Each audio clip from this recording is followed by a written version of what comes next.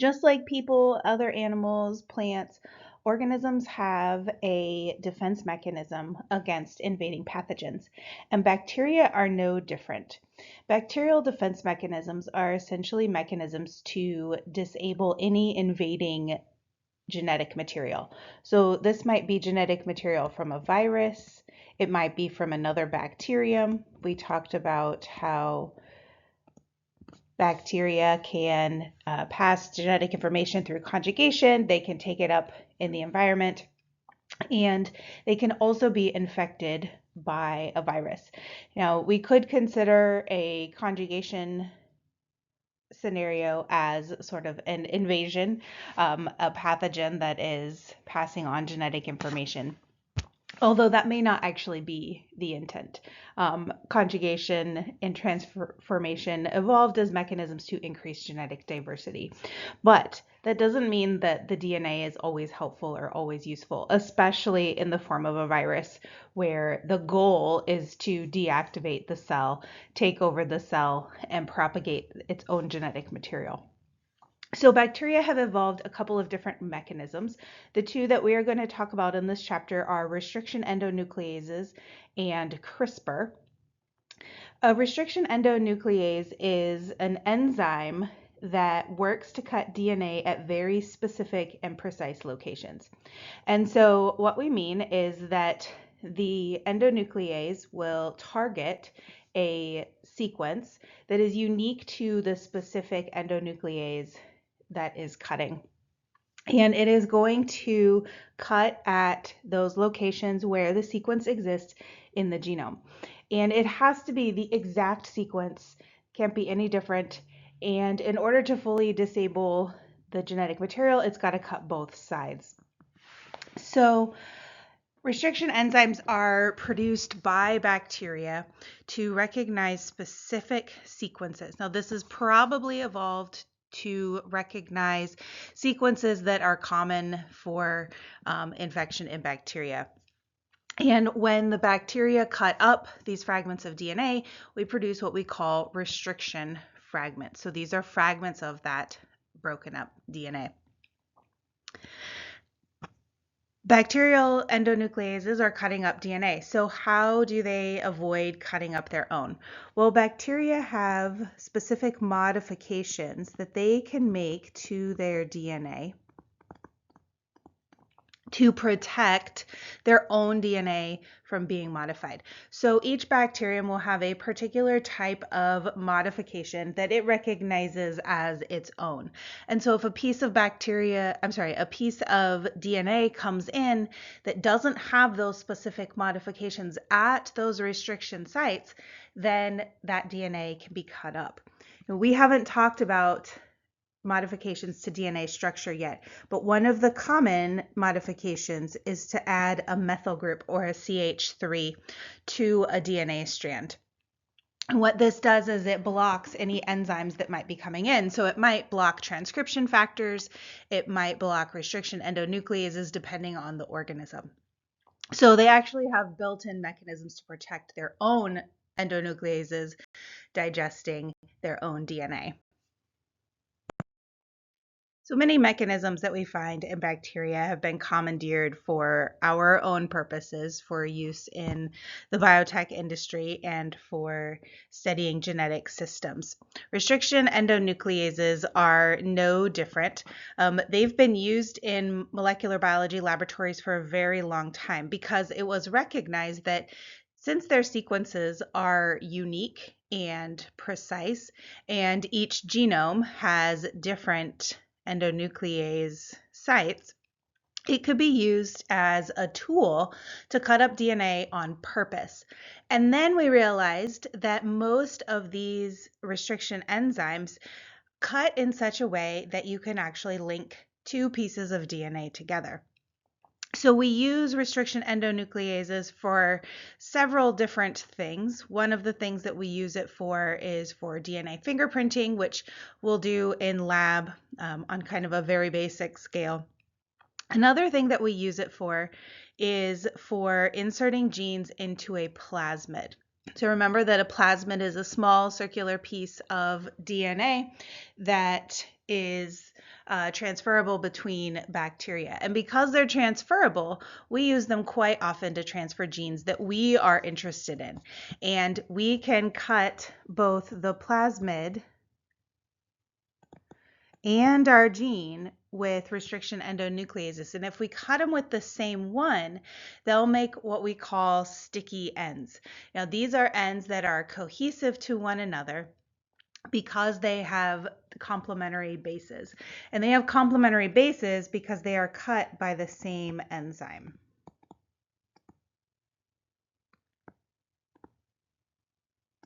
And so these sticky ends basically allow us to insert a piece of DNA into our genome, or our plasmid, I'm sorry, from our source DNA. Restriction endonucleases are named for the organism that they were initially isolated from. So each organism might have a couple of restriction enzymes, and we have isolated them, determined their cut sequence, and then used them for our own purposes. Now, sometimes if you're doing something like DNA fingerprinting, you might use several endonucleases in tandem. If you are trying to cut a specific piece of DNA out of the genome, you would look for a restriction site that surrounds your gene of interest.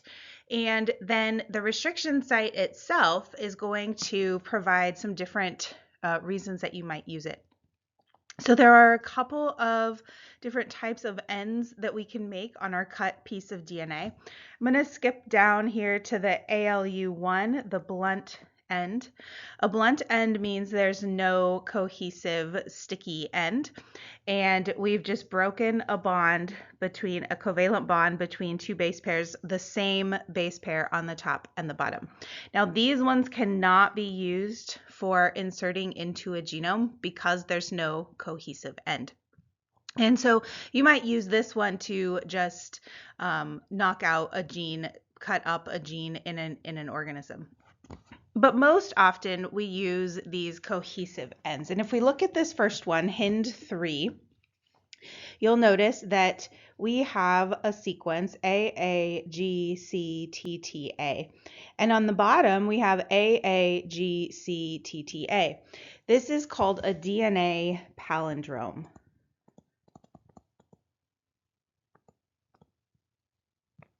Well, a palindrome is a word that is the same forward and backwards, like the name Hannah.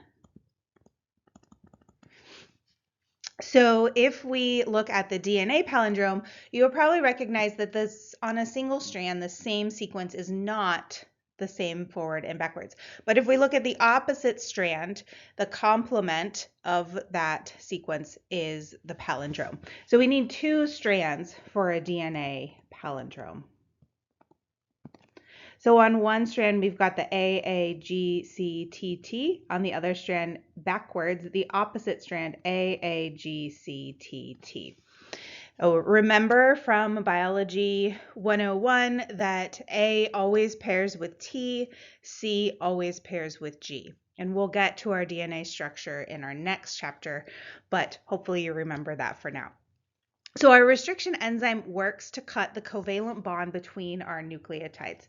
So this particular enzyme cuts between the A and the A. So it recognizes the 6-base sequence, the AAGCTT, and then cuts that covalent bond between the A and the A. The reason these sequences have to be palindromes is that we need to cut both strands. Otherwise, we're not going to break our piece of DNA apart. So that palindrome on the other side allows that enzyme to cut AAGCTT on the other strand.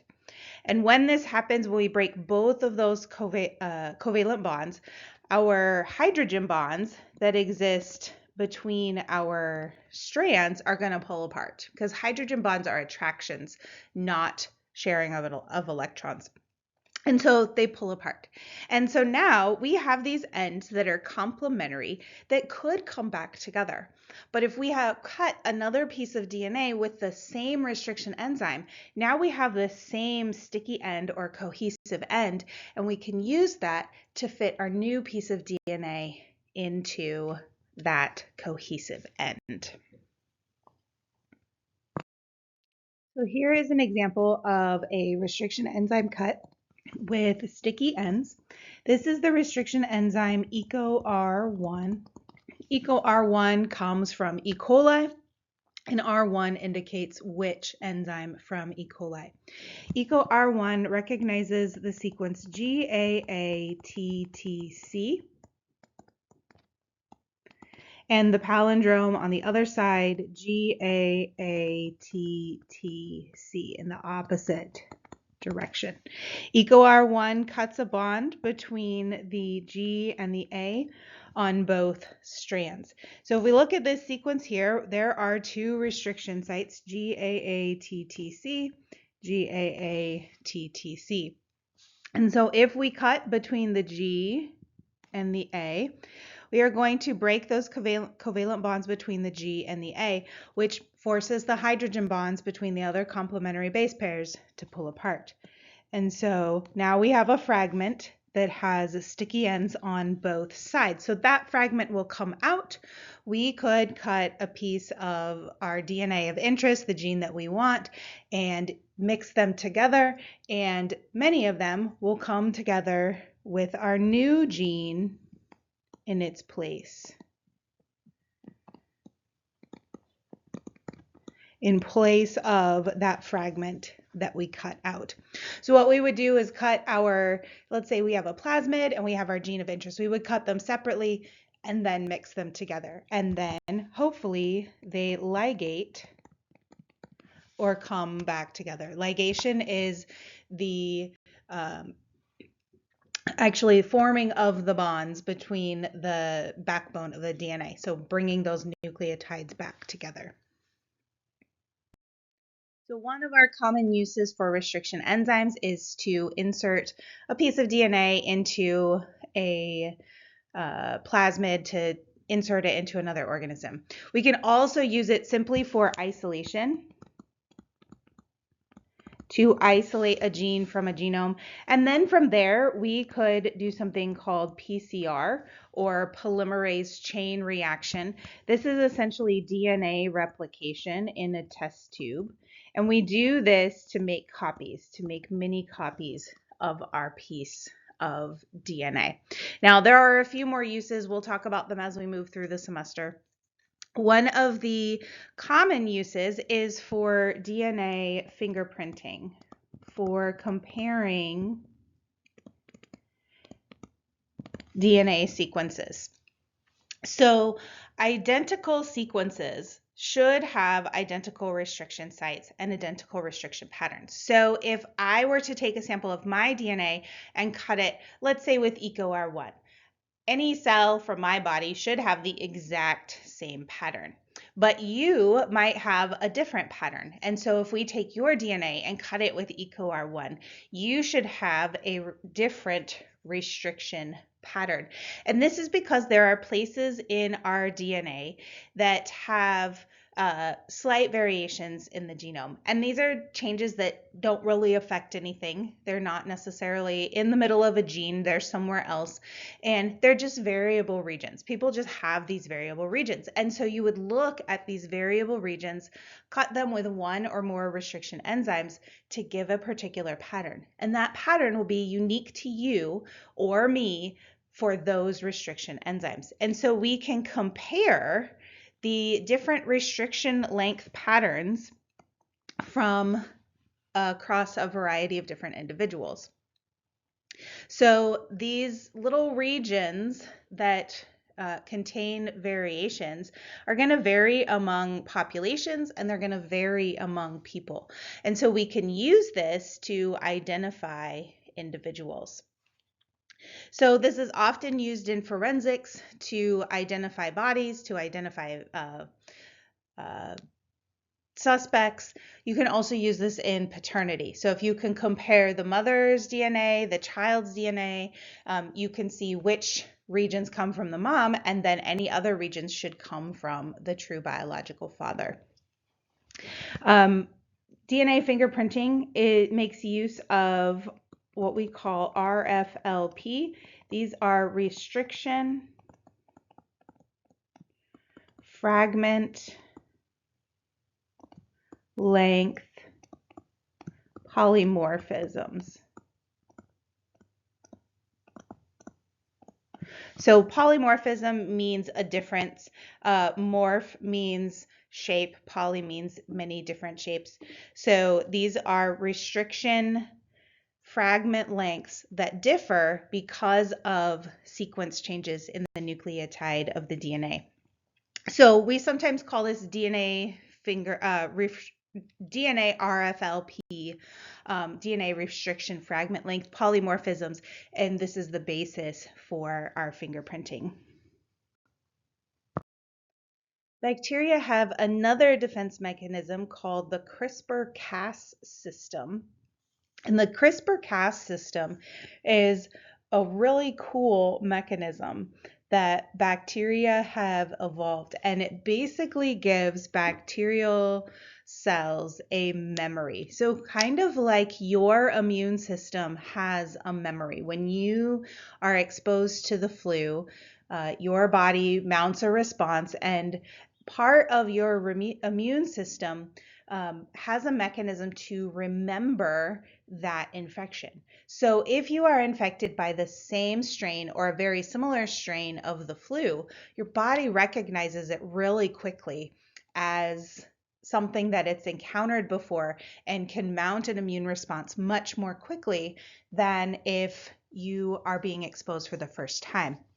So the CRISPR-Cas system essentially does the same thing. And the CRISPR-Cas system is based on a mechanism where bacteria insert a small piece of invading DNA, say from a virus, into its genome. And now it has a little record or a memory of that virus. And so if that virus infects again, if that virus doesn't kill the cell and it infects again, then the bacteria already have a mechanism to defeat that virus when it comes in.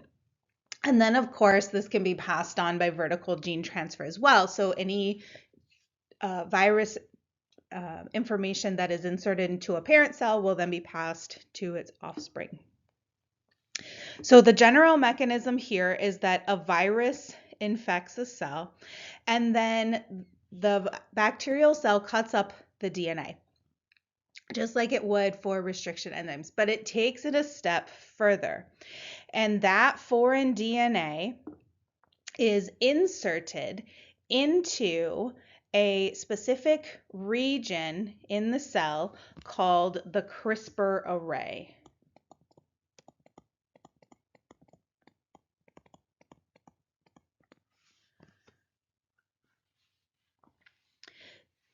So this allows this piece of DNA can be used to recognize when the virus infects for a second time. And we are going to cover this in a little bit more detail in our CRISPR gene editing lab later in the semester. But for now, I'm going to give you a brief overview of the mechanism. There are two components to the CRISPR system. The first component, the CRISPR side, is an identification system. And the CRISPR side works to express those DNA sequences from the virus.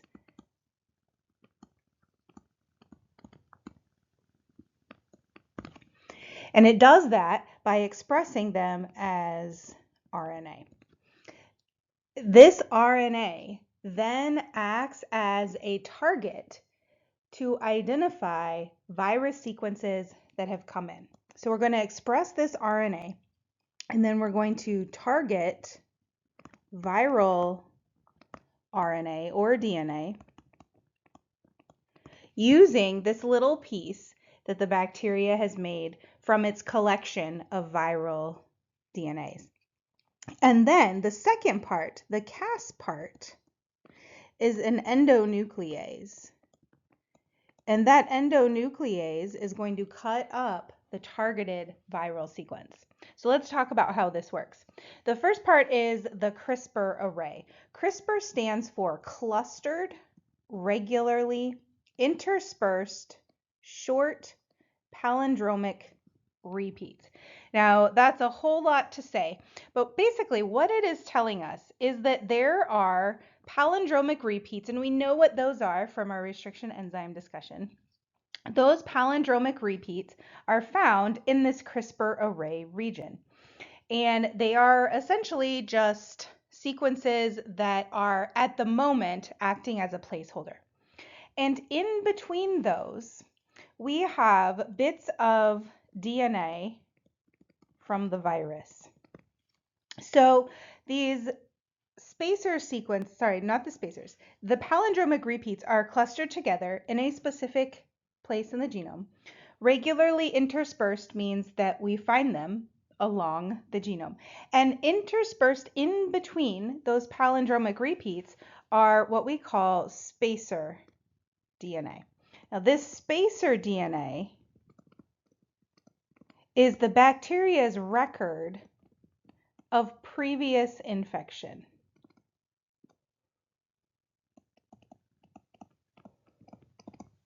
So a virus inserts its DNA or RNA into the cell, and then if it is DNA, it can just be used directly. If it's RNA, it has to be converted into DNA.